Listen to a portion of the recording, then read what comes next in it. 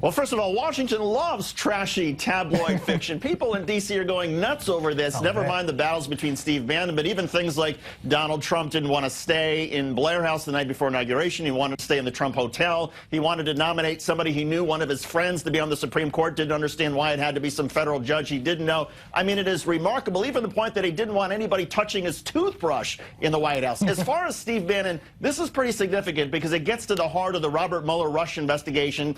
Did Donald Trump know about the Russians who came to Trump Tower?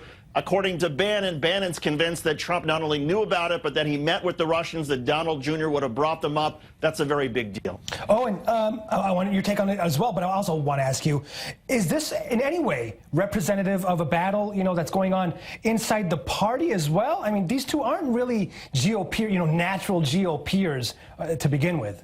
Well, yeah. Well, first of all, thank God we didn't do the comb-over thing. I don't want to rock on my case. Not my case. Yeah. Not in your case either. Right. As for the war in the party, look, that's not a new story. That didn't start with the release of this book. Yeah. The war between the anti-establishment wing and Bannon and Trump, for that matter, have been the standard bearers for that, and then, of course, the establishment wing. So it goes at that. And Trump weaving his way between the two, as any smart politician, I think, would, coming to Washington as president.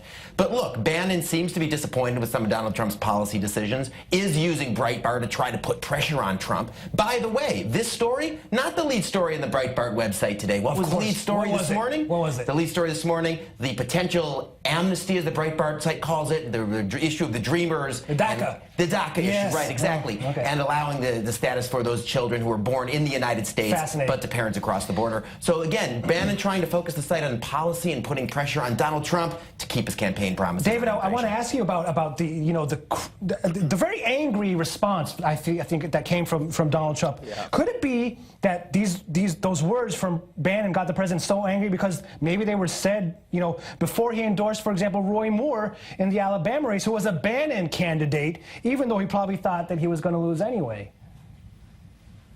Well, that certainly seems to be the understanding in Washington, that Donald Trump is so infuriated not only by Steve Bannon, essentially, according to Trump, stabbing him in the front, but also the fact that Donald Trump gave on the record and some off-the-record interviews to Michael Wolfe, who wrote this book. So for Michael Wolfe to come out with a book that not only quotes Bannon extensively as saying that Donald Trump is a mess and that he's not very smart, but for the book to portray this White House as so chaotic and so dysfunctional, with so many rivalries, and with Donald Trump not really understanding the Constitution and really caring about policies, and that he really only cares about trying to get on the golf course.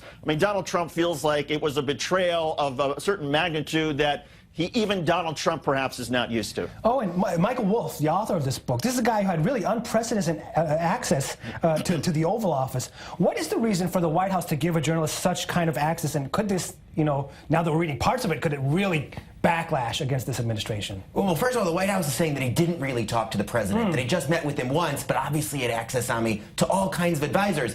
But the bottom line is Donald Trump loves this book. He loves these fights with the media, and the media loves the fights with him. That goes back to what Donald Trump said, and we talked about this on the Spin Room, I think just a few days ago, about how Donald Trump said that the media needs him, because if they lost him, they'd lose all their ratings. These two sides need each other, they love each other, and this is a fight made in heaven for both of them. David, you're a U.S. media guy in New York. Is the media, just tell me how much the U.S. media is having a field day with this? Well, the media is going nonstop. The cable channels, it was even on the front page of the New York Times, Washington Post. Everybody's going wall to wall. There are articles about the top 11 takeaways from the Michael Wolfe book, the top takeaways from Steve Bannon. Everybody loves this because, to Owen's point, yes, Donald Trump and the media, they love to fight with each other, but this was also an opportunity for the media to sort of sit back and say, aha, Donald Trump, at least in a lot of this book, he's not fighting with us. He's fighting with Steve Bannon and other White House staff and people that are used to be his own friends. And so the media is delighted by this because, for once, the media can sort of step back and say, well, we're not in the middle of the crossfire. That's true, but Donald Trump is going to try, and we can already see this on me, both Trump and Bannon are going to try to direct this into a Trump versus media fight. We heard Steve Bannon going on that radio show last night saying, well, Donald Trump's a wonderful man, so he's trying to pull himself away from the controversy, try to set up a match between Trump and the fake news. A match. I want to see if this is a boxing match. Both sides win. Will both sides win, or there might be a knockout.